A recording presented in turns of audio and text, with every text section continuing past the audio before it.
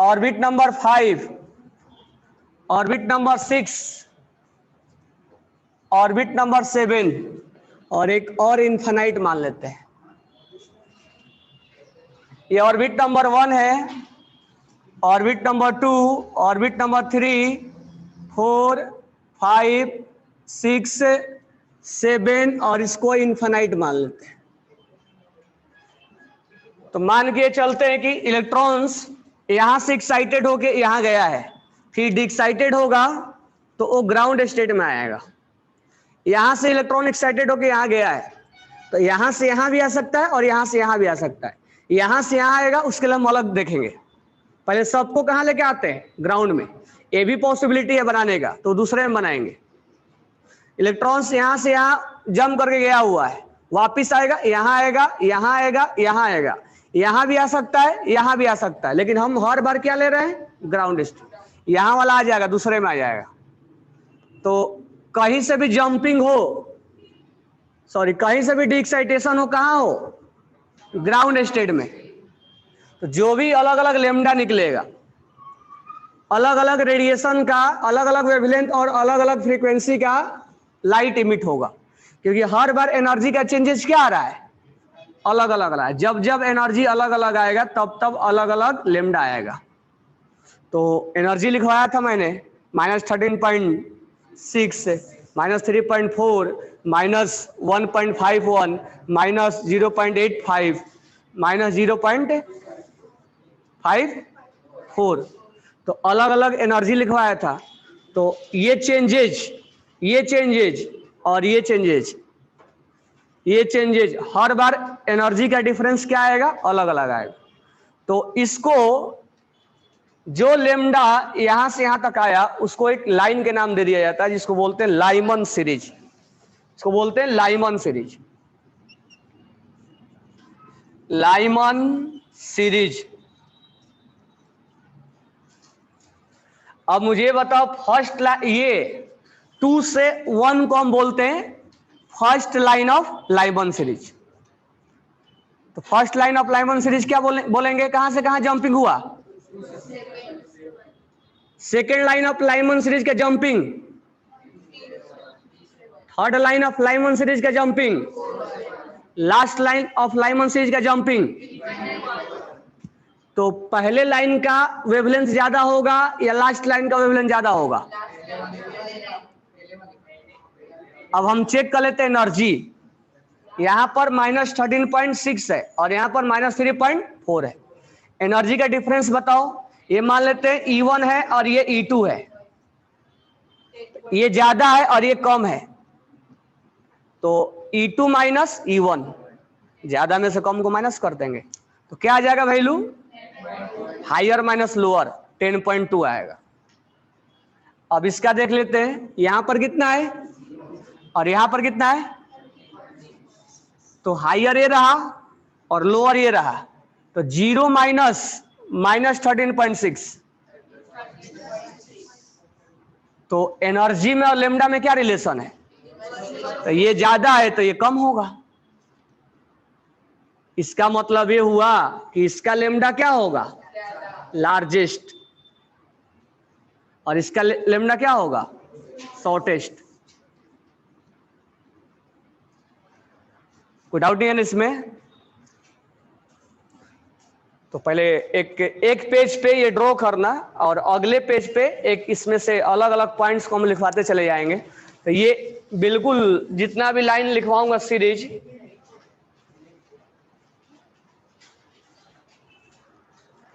जितना भी अलग अलग सीरीज,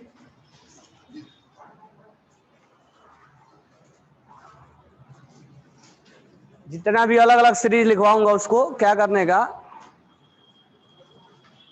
एक लाइन में लिखते चले जाओ।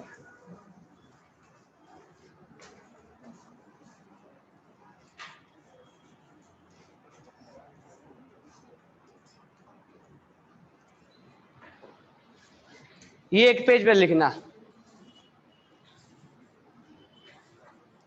अब यहां पर एक नया फॉर्मूला हम लिखेंगे रिजबर्ड का। रिजबर्ड ने भी लेमडा निकालने का तरीके अलग बताए थे। अभी तक हम लेमडा कैसे निकालते हैं? एनर्जी मालूम हो तो लेमडा निकाल लेंगे, या दूसरा तरीका हमारा है nu equal to C upon lambda. अगर फ्रीक्वेंसी मालूम है तो लेमडा निकाल लेंगे, या एनर्जी मालूम है तो लेमडा निकाल लेंगे। तो तीसरा तरीका आया यहां से लेमडा निकालने का, जिसको हम रिजबर्ड ने उसको फॉर्मूला दिया था। इसीलिए बोल रहा हूं उसको अगले पेज पे हम लिखेंगे, इसको एक पेज पे ड्रॉ करने का, ये एक नहीं है, इसको बड़ा बनाने का, क्योंकि इसमें कई लाइन आएंगे। नहीं तो उसमें छोटा छोटा बनाना, अब इसमें पूरा लाइन आएगा। तो नेक्स्ट पेज पे लिखो रिजबर्ड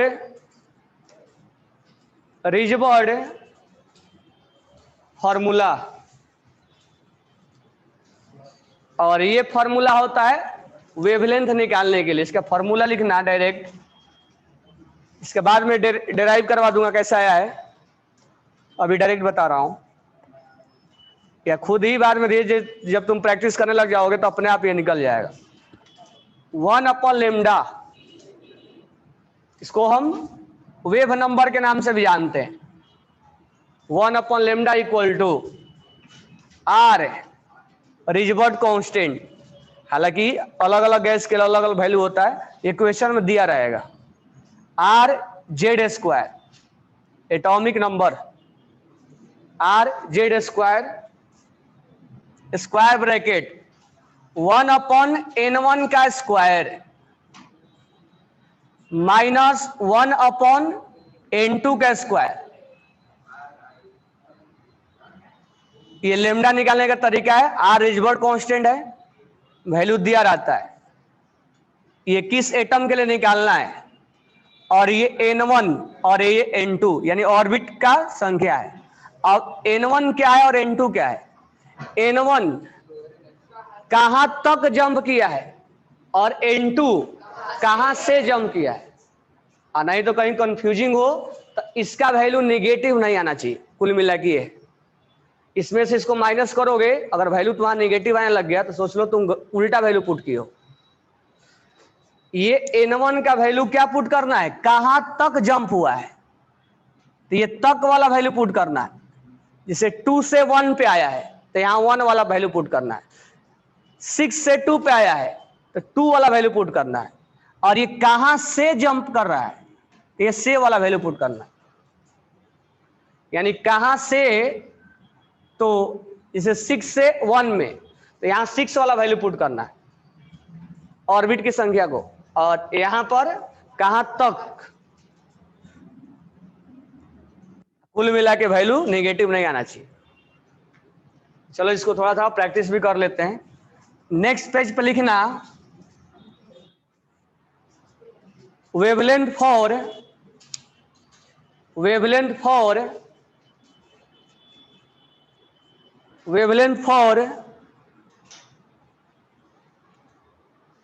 for first line of Lyman series, wavelength for first line of Lyman series, wavelength for first line of Lyman series। अब आर के term for hydrogen atom, wavelength for first line of Lyman series for hydrogen atom, hydrogen atom.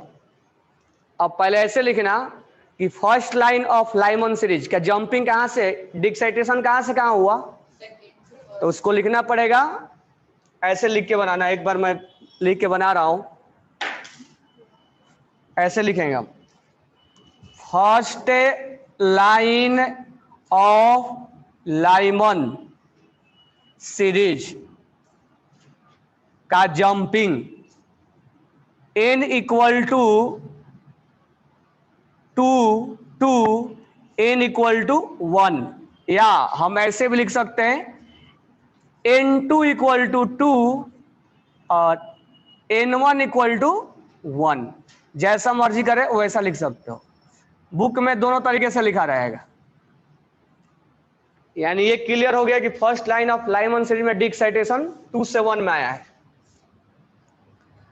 अब इस case में lambda निकालना है, तो are के term में लेमडा बताओ, आर का वैल्यू नहीं पुट करना है, आर के टर्म में बताना है, क्योंकि जब न्यूमेरिकल्स बनाओगे तो आर के टर्म में ज्यादा मिलेगा।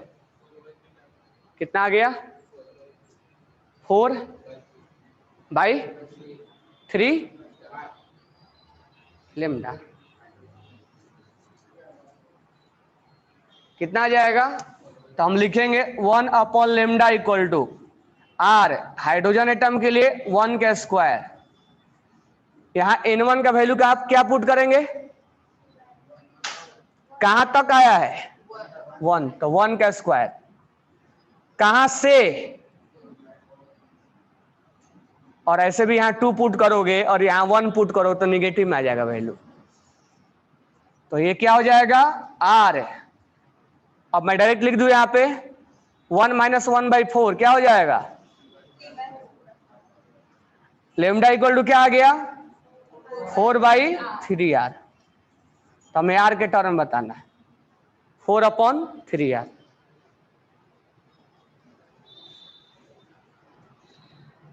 नेक्स्ट क्वेश्चन लिखना, सेकेंड पेज पे क्वेश्चन लिखते चले जाना है। Find the wavelength for last line of Lyman series.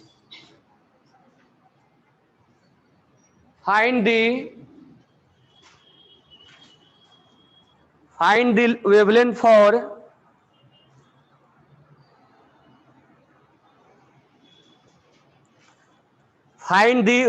for last line of Lyman series for hydrogen atom. तो पहले आपको लिखना पड़ेगा कि लास्ट लाइन का जंपिंग कहां से कहां हुआ है, डी एक्साइटेशन कहां से कहां हुआ है। हाँ तो लिखो n = infinity to n = 1, n = infinity to n = 1। तो N1 के जगह पे क्या पुट कर देंगे? कहां तक आया है, उसका डेस्टिनेशन, और कहां से आया है? तो इनफाइनाइट से आया है। तो 1/इनफाइनाइट का वैल्यू क्या हो जाएगा? 0, और ये 1 हो जाएगा 1/1/r होगा ना। तो इसमें हम वैल्यू पुट कर देंगे 1/λ = r, और कहां तक? 1 का स्क्वायर अपॉन 1/∞ का स्क्वायर। ये वैल्यू 0 हो जाएगा और लेमडा = 1/r हो जाएगा। हो जाएगा ना। कौन वैल्यू बड़ा है, फर्स्ट लाइन वाला या लास्ट लाइन वाला? जज करो कौन सा वैल्यू बड़ा है, 4/3r बड़ा है या 1/r बड़ा है? फर्स्ट वाला बड़ा है ना। तो हमने दो तरीके से देखा, एक तो एनर्जी के बेसिस पे देखा कि ये लॉन्गेस्ट आ रहा है और ये शॉर्टेस्ट आ रहा है, और एक हमने लेमडा कैलकुलेट करके देखा कि ये लॉन्गेस्ट आ रहा है और वो शॉर्टेस्ट आ रहा है। तो दोनों तरीके से हमने ऑब्जर्व किया कि एनर्जी का डिफरेंस कम है तो लेमडा ज्यादा होगा, यहाँ एनर्जी का डिफरेंस ज्यादा है इसलिए लेमडा शॉर्टेस्ट होगा, और नहीं तो दूसरा हमारे पास फॉर्मूला है निकालने का। समझ में आ गया ना। अब यहां पर ध्यान देना, हम लेमडा जरूरी नहीं कि इसी तरीके से निकाल, हालांकि ज्यादा तरीका में ही अपनाएंगे। हमारे पास लेमडा निकालने का एक और तरीका आ जाएगा। कैसे? जब हमें इसका एनर्जी डिफरेंस मालूम है, इसका 0 है, इसका -13.6 है, तो डेल्टा E = क्या होता है? Hc/λ। तो इसका 13.6 इलेक्ट्रॉन वोल्ट, और जो वैल्यू पुट करना हो करके हम लेमडा निकाल देंगे यहां से। तो ये लेकिन ज्यादा कैलकुलेटेड हो जाएगा। तो हमारे पास लेमडा निकालने के दो तरीके, या तो रिजर्वर्ड के द्वारा निकाल लें या तो एनर्जी का चेंजेस करके निकाल लें, लेकिन ये कैलकुलेटेड ज्यादा होगा।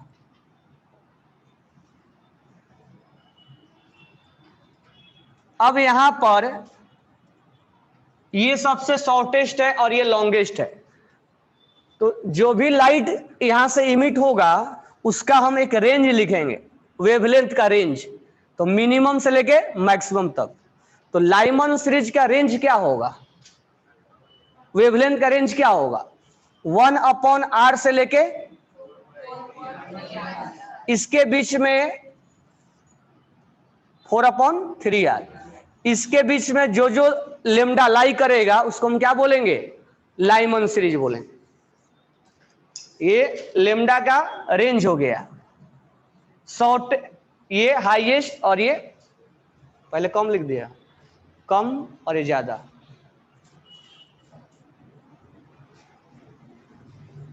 ये लेमडा का रेंज हो गया कि लेमडा जो है इन्हीं के बीच में लाई करेगा, जैसे 10 से 15 के बीच में लाई करेगा तो हम उसको लाइमन बोलेंगे, 20 से 50 के बीच में लाई करेगा तो लाइमन बोलेंगे। तो उसके लिए वैल्यू को लिख दिया गया कि ये शॉर्टेस्ट और ये लार्जेस्ट, ये शॉर्टेस्ट को पहले लिख दिया हमने और लार्जेस्ट को बाद में लिखा, यानी ये सबसे शॉर्टेस्ट है और ये लार्जेस्ट है, तो दोनों के बीच में ही वैल्यू लाई करेगा ना, जितना भी लाइमन का आएगा, ये जितना भी लेमडा आएगा इन्हीं के बीच में लाई करेगा। ठीक है, एक और लिख लेना, last line is also called limit line, last line is also called limit line, last line is also called limit line, उसको लिमिट बोलते हैं। अब यहां ध्यान देना, लाइमन, ये सब एक ही जैसा सब डिफाइन होगा। लाइमन का जो पहला है उसको एच अल्फा लाइन भी बोलते हैं, फर्स्ट लाइन नहीं बोल के एच अल्फा लाइन बोलते हैं, दूसरे को एच बीटा बोलते हैं और तीसरे को एच गामा बोलते हैं। ये रिप्रेजेंटेशन का तरीका है, ये सब में हम बोल सकते हैं, फर्स्ट लाइन, लास्ट लाइन, दूसरे वाला के लिए भी होगा, एच अल्फा, एच बीटा और एच गामा, फर्स्ट लाइन। अब ये नहीं लिख के अगर लिखेगा कि एच अल्फा लाइन का वेवलेंथ निकालो तो क्या समझ में आ जाना चाहिए, फर्स्ट लाइन का बोल रहा है, अब फर्स्ट लाइन का डिक्साइटेशन 2 से 1 में हुआ है, समझ में आ गया। अब मान लो इलेक्ट्रॉन जंप कर, पहले से जंप करके यहां से यहां गया होगा, पहले से जंप किया होगा, यहां से यहां गया होगा, अब यहां से यहां भी तो आ सकता है, यहां अगर आएगा तो ये तो मैच कर गए, यहां से यहां भी आ सकता है, तो यहां से यहां वाला हमने देख लिया। अब जो भी हम डिक्साइटेशन करेंगे वो कहां करेंगे, ऑर्बिट नंबर सेकंड में करेंगे, कहीं से भी डिक्साइटेशन हो जाएगा तो ऑर्बिट नंबर सेकंड में करेंगे, यानी कहीं से भी डिक्साइटेशन हो और ऑर्बिट नंबर 2 में आए, ठीक है, एक सीक्वेंस में लिखा जा रहा है, तो इसको हम बोलते हैं बाल्मर सीरीज, बाल्मर सीरीज, ये नाम दे दिया गया बाल्मर सीरीज। तो फिर से वही बात, first line of Balmer series, last line of Balmer series, तो नेक्स्ट इसको पहले ड्रॉ कर लो,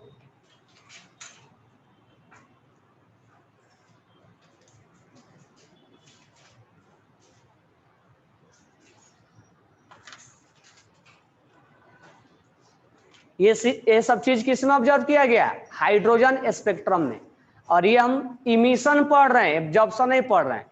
एब्जॉर्प्शन में बता दिया क्यों नहीं पढ़ रहे हैं, केवल ग्राउंड से ही हम देखा करेंगे, एब्जॉर्प्शन में केवल यहां से यहां जा सकता है, यहां से यहां नहीं देख पाएंगे हम, इसीलिए हम एब्जॉर्प्शन नहीं देखा करते। इमिशन वाला हम सारे वेवलेंथ को लिखा जा रहा है, और इमिशन ये सब कहां से लिखा, जब हाइड्रोजन स्पेक्ट्रम के अंदर डिक्साइटेशन हो रहा था तो एक सीक्वेंस बना दिया गया कि यहां से यहां तक लेमडा लाई करेगा तो बाल्मर सीरीज के अंदर आएगा, यहां से यहां तक लेमडा लाई करेगा तो लाइमन सीरीज आएगा।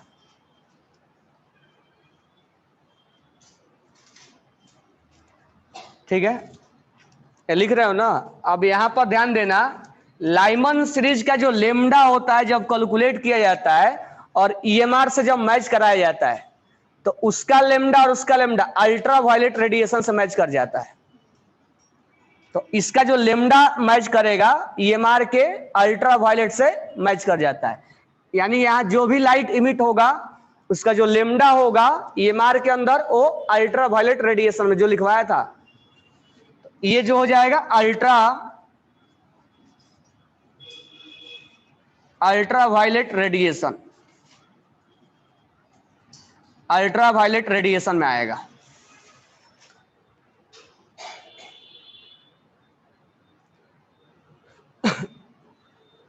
अब नेक्स्ट पेज पे क्वेश्चन लिखो।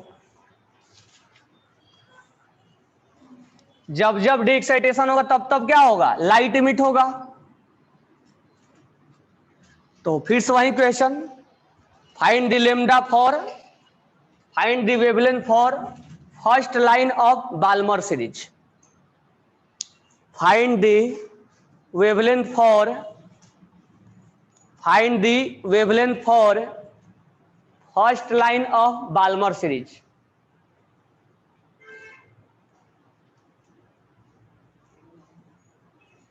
तो पहले हम लिखेंगे कि डी एक्साइटेशन कहां से कहां तक हुआ, कहां से कहां तक होगा, 3 से 2 में। तो n1 का वैल्यू क्या पुट करेंगे, 2। कहां तक आया है, कहां से, 3 से आया है। तो लेमडा आर के टर्म में निकालो, कितना आया, 36/5 आर आ रहा है।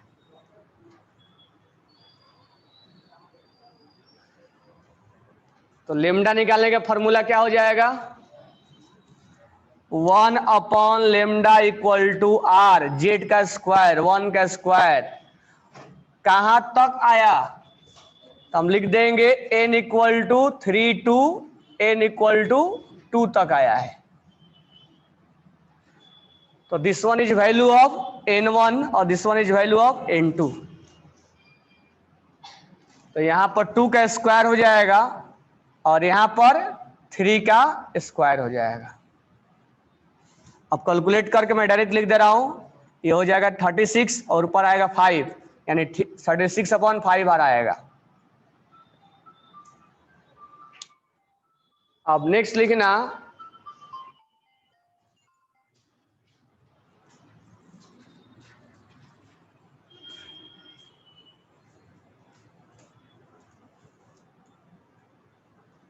find the wavelength for, find the wavelength for, find the wavelength for last line of Balmer series. कितना जाएगा, तो इसमें डी एक्साइटेशन कहां से कहां तक होगा, कहां से कहां तक होगा, n equal to infinity to n equal to 2, यानी this one is value of, this one is value of. तो यहां पर वैल्यू पुट कर देंगे, 1/2 का स्क्वायर माइनस 1/इंफिनिटी, ये तो 0 हो जाएगा। तो लेमडा इक्वल टू क्या आ जाएगा, 4/r। एक वैल्यू आया 36/5r और एक वैल्यू आया 4/r। कौन वैल्यू ज्यादा है, एटलीस्ट 5 के आसपास आएगा। तो 5/r बोल सकते हैं और ये 4/r है। अगर इसको डिवाइड करोगे तो 7 के आसपास आएगा, 7.2 आएगा और ये r, तो 7.2/r है और ये 4/r है, तो ये वैल्यू ज्यादा गिरेगा। इसका मतलब फर्स्ट लाइन फिर से क्या होगा, सब में वही आएगा। समझ में आएगा, सबका तरीका एक ही है, बस नाम चेंज होता चला जाएगा। तो दिस वन इज लॉन्गेस्ट और दिस वन इज शॉर्टेस्ट। तो लिख लेना, range for Balmer series, range for Balmer series, range of lambda for Balmer series, range for lambda for Balmer series. तो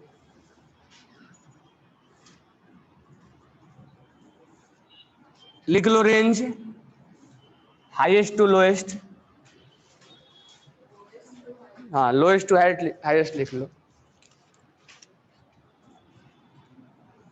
तो लोएस्ट कितना आया था, 4/r और हाईएस्ट कितना आया था। तो इसका जो वेवलेंथ होगा सारे रेडिएशन का इसी के बीच में लाई करेगा, ठीक है। और जब वैल्यू वगैरह निकाल के चेक किया करेंगे तो ये EMR से जब मैच करवाएंगे तो ये विजिबल लाइट में आ जाता है, यानी ये दिखता था, ये विजिबल लाइट में आता है। तो ये विजिबल लाइट का मतलब इसका जो वेवलेंथ है वो विजिबल लाइट में आता था।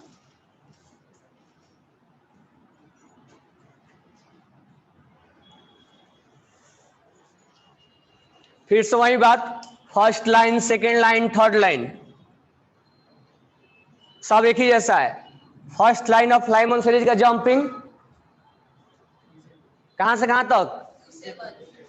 2 से 1। बाल्मर सीरीज का first line of Balmer series का डी एक्साइटेशन, सेकेंड लाइन का, थर्ड लाइन का, ये सब में वैसा ही आएगा।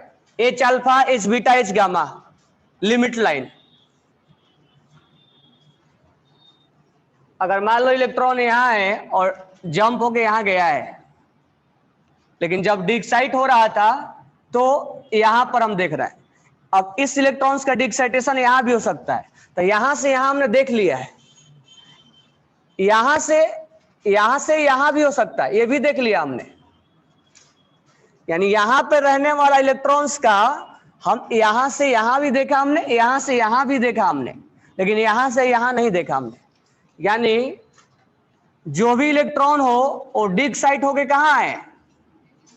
ऑर्बिट नंबर 3 में। तो उसको हम पाश्चन सीरीज के नाम से जानते हैं, लाइमन बामर पाश्चन।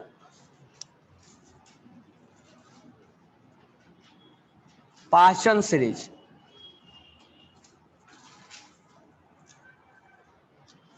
इसको हम पाश्चन सीरीज के नाम से जानेंगे।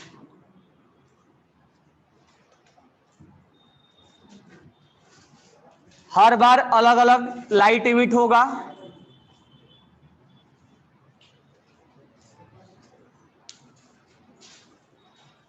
तो इसको ड्रॉ कर लो।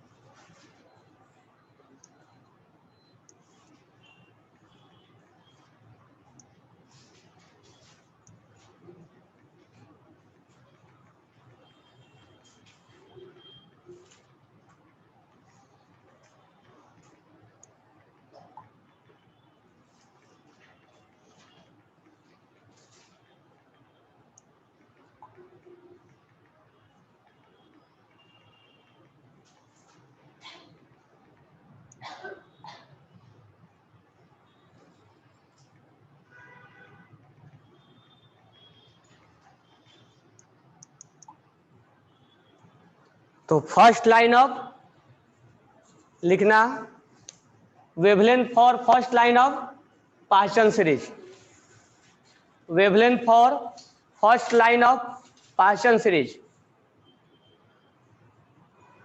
Wavelength for first line of पाश्चन series. तो जंप डी एक्साइटेशन कहां से कहां तक होगा? फर्स्ट लाइन ऑफ पाश्चन सीरीज का डी एक्साइटेशन, तो लेमडा निकाल दो इसका, 1/9 - 1/16 कितना गया? 144/7R। सबका हो गया ना? ये 4 से क्या लेंगे? 3। तो N1 इक्वल टू हम पुट करेंगे 3 और N2 इक्वल टू हम पुट करेंगे 4। कहां से कहां तक? कहां से कहां तक? तो इसका स्क्वायर करके निकाल दोगे तो आ जाएगा 144/7R। सबका आ गया ना? निकाल लेना। अब इसी में लिख लो last wavelength for last line of Paschen series कितना आ गया 9 अपॉन, तो रेंज लिख लो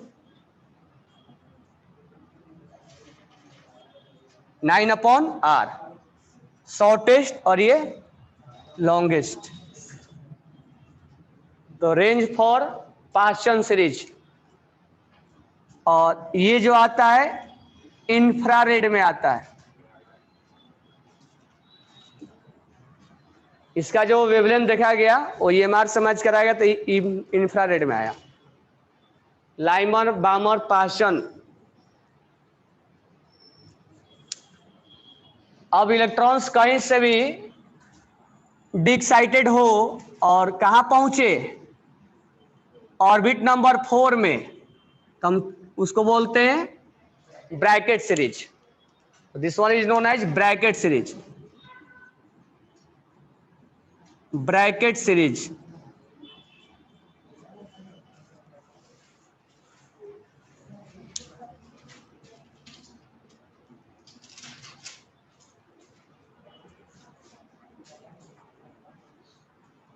Brackett series.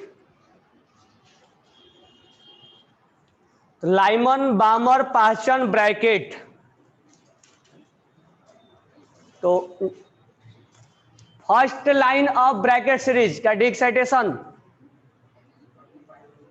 n equal to 5 to n equal to 4।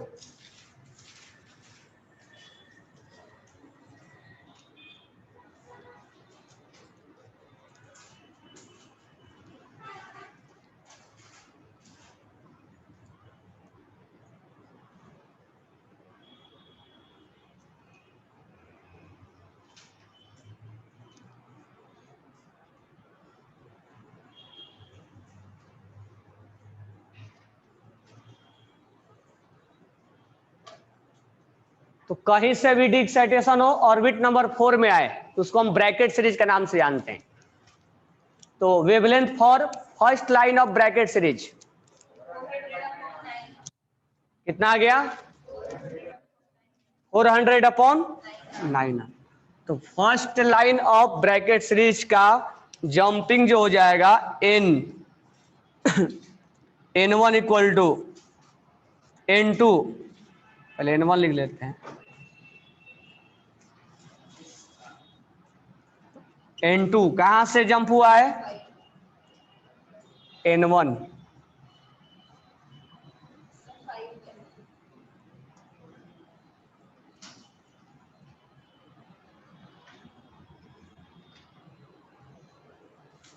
अब इसका वेवलेंथ निकाल लेना 1 upon lambda equal to R Z square. ये हो जाएगा 1 अपॉन 16 हो जाएगा और 1 अपॉन, अब देखो उल्टा भी अगर रखना चाहते हो तो रख दो, आंसर निगेटिव आ जाएगा। अगर मान लो कहीं पर याद नहीं रहा क्या किसको वैल्यू पुट करे, तो यहाँ 5 पुट करो तो 1 अपॉन 25 और 1 अपॉन 16 निगेटिव आ जाएगा वैल्यू, और हम वैल्यू निगेटिव नहीं चाहिए। समझ में आएगा। तो निगेटिव ऐसा कभी मान लो नहीं याद है क्या पुट करे, तो ऐसा पुट करो कि वैल्यू पॉजिटिव है। तो इसका कितना आ गया 409 आर आ गया। लास्ट लाइन क्या निकाल लो 16 अपॉन, रेंज लिख लो। ये वैल्यू बड़ा है फर्स्ट लाइन का। तो सब में वैसा ही बोला जाएगा, first line, second line, third line, last line, limit line, सबको वही कहलाएगा। बस क्या चेंज हो गया, ब्रैकेट नाम चेंज हुआ। और जब फर्स्ट लाइन बोलेगा तो कहां से कहां तक डिक्साइटेशन होगा वो चेंज हो गया। तो लाइमन बामर पास्चन ब्रैकेट हो गया ना, रेंज लिख लिया ना। नेक्स्ट, कहीं से भी जंपिंग हो 5 में आए, इसको हम बोलते हैं पी फंड।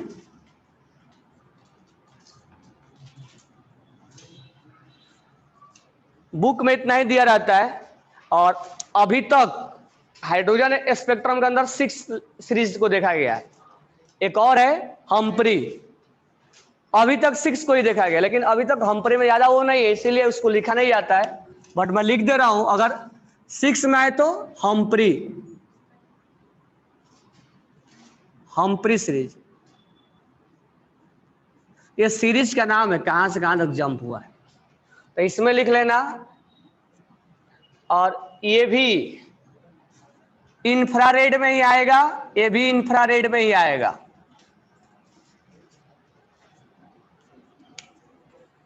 ये यूवी में,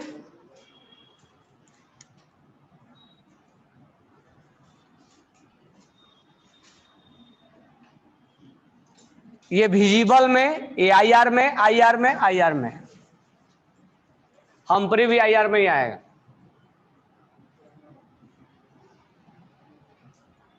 तो इसमें लिख लेना first wavelength for first line of Pfund series 9 upon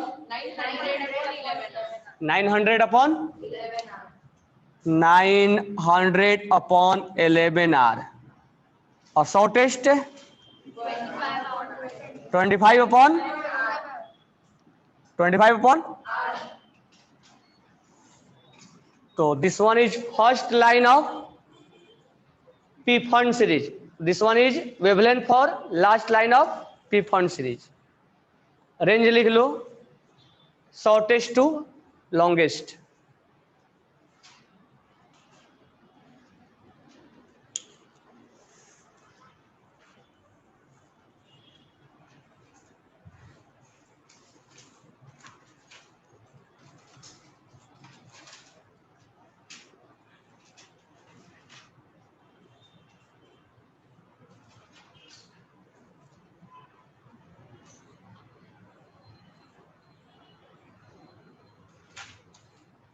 अब क्वेश्चन को ऐसे पूछेगा कि हाइड्रोजन एटम के अंदर एक इलेक्ट्रॉन्स 3 से 2 में जंप किया है, 3 से 2 में, तो वो जंपिंग हीलियम प्लस एटम के अंदर कहां से होगा, जबकि दोनों का वेवलेंथ सेम होगा। मतलब ऐसे नॉर्मल क्वेश्चन बता रहा हूं, करवाऊंगा, ऐसे क्वेश्चन पूछा जाता है। हाँ, जेड का उसमें डी एक्साइटेशन देखना है। एक डी एक्साइटेशन 3 से 2 में हुआ हाइड्रोजन एटम के लिए, उसमें कुछ लेमडा निकला, तो ओ डी एक्साइटेशन हीलियम एटम के अंदर कहां से कहां तक होगा, जब लेमडा सेम हो। तो ये मत सोचना कि उसका भी डी एक्साइटेशन सेम ही होगा, ये मैं एक आइडिया बता रहा हूं, क्वेश्चन करवा नहीं रहा हूं, ये लिख लिए पहले सब। तो ये सब क्या है, ये पी फंड सीरीज, ये सब क्या है, ये जब हाइड्रोजन स्पेक्ट्रम में जब ये सर्च किया गया तो डी एक्साइटेशन के समय अलग अलग क्या निकला, सीरीज निकला। अब ये इलेक्ट्रॉन्स यहां पर है, तो यहां से यहां भी जंप कर सकता है, यानी कहीं से भी आए और ग्राउंड स्टेट में आए, कहीं से भी डी एक्साइट हुए ग्राउंड स्टेट में आए, तो उसको एक सीरीज का नाम दिया गया लाइमन सीरीज। कहीं से भी अगर डी एक्साइट हो गया है n=2 में, तो उसको नाम दिया गया बामर सीरीज। कहीं से भी डी एक्साइट हो गया है 3 में आए, पास्टन सीरीज। 4 में आए तो 5th में आए तो 6 के लिए अभी नाम नहीं लिया जाता है, हमने लिखवा दिया है। तो इसके लिए लेमडा निकाला जाएगा, तो लेमडा वगैरह कैलकुलेट करने के लिए आएगा, तो हमने लेमडा ये निकलवाया, कोई डाउट नहीं है ना। अब यहां पर हेडिंग डालना maximum number of different radiation, maximum number of different radiation, maximum number of different radiation.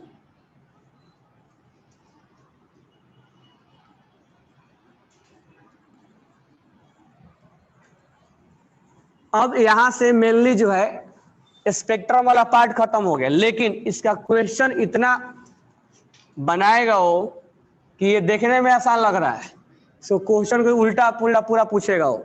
अब क्वेश्चन का हम धीरे धीरे बात करेंगे। तो जो अभी हमारा हेडिंग है वो ये है कि मैक्सिमम नंबर ऑफ रेडिएशन। तो मान के चलते हैं कि हमारे पास 5 ऑर्बिट है, n equal to 1, n equal to 2, n equal to 3, n equal to 4, n equal to 5 hydrogen atom के लिए।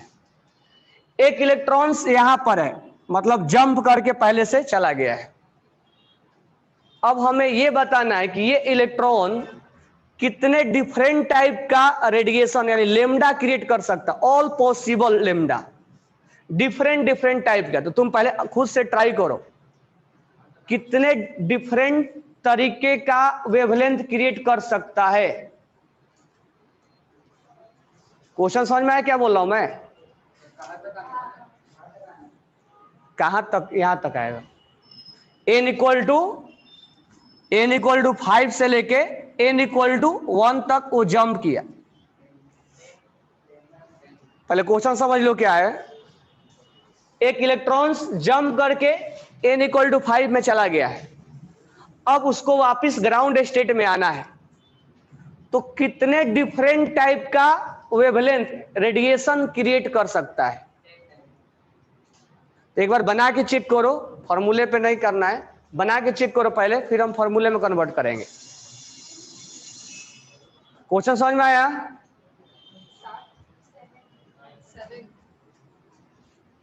कितने डिफरेंट टाइप का वेवलेंथ क्रिएट कर सकता है? कितना होगा?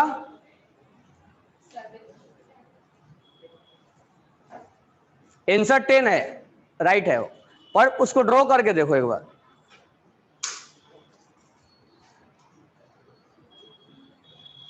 दो बेल लगे, मैं बता दे रहा हूं। मान लो इलेक्ट्रॉन्स यहां है, तो तुम बताओ यहां से यहां आएगा, उसका डी एक्साइटेशन मैच नहीं करना चाहिए, एक लेमडा निकालेगा।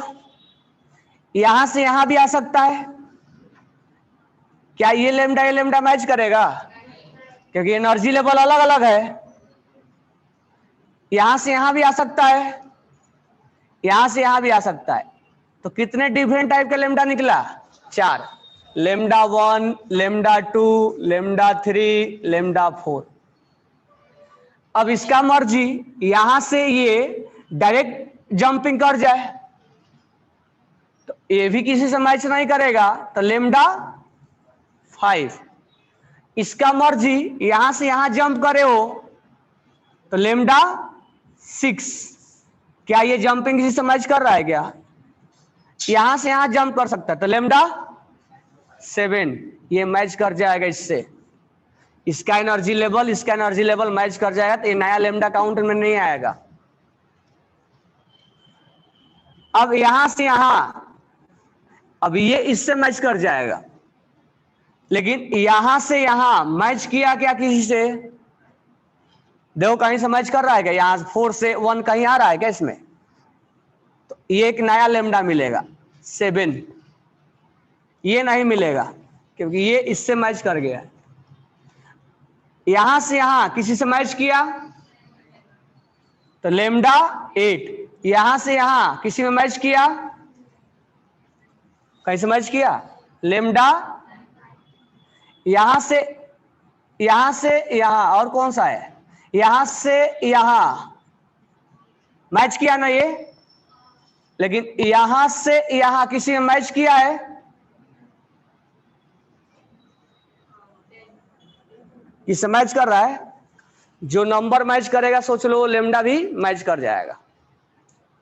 ये 5 से 4 है, 5 से 4 तो यहां भी है, 5 से 4 यहां भी है, तो ये दोनों इससे मैच कर जाएगा, यानी ये लेमडा का वैल्यू इससे मैच करेगा। तो अलग अलग 10 टाइप का रेडिएशन निकाला, अब कोई पॉसिबिलिटी नहीं है। तो इसका नेक्स्ट क्लास में फॉर्मूला बनाएंगे, तो 10 डिफरेंट टाइप का रेडिएशन निकला, लेमडा 1, 2, 3, 4, 5, 6, 7, 8, 9, 10। यानी ऐसे सोच लो कि तुम 5वें फ्लोर पे खड़े हो और तुम्हें नीचे आना है। तुम 5वें फ्लोर पे खड़े हो और तुम्हें नीचे आना है।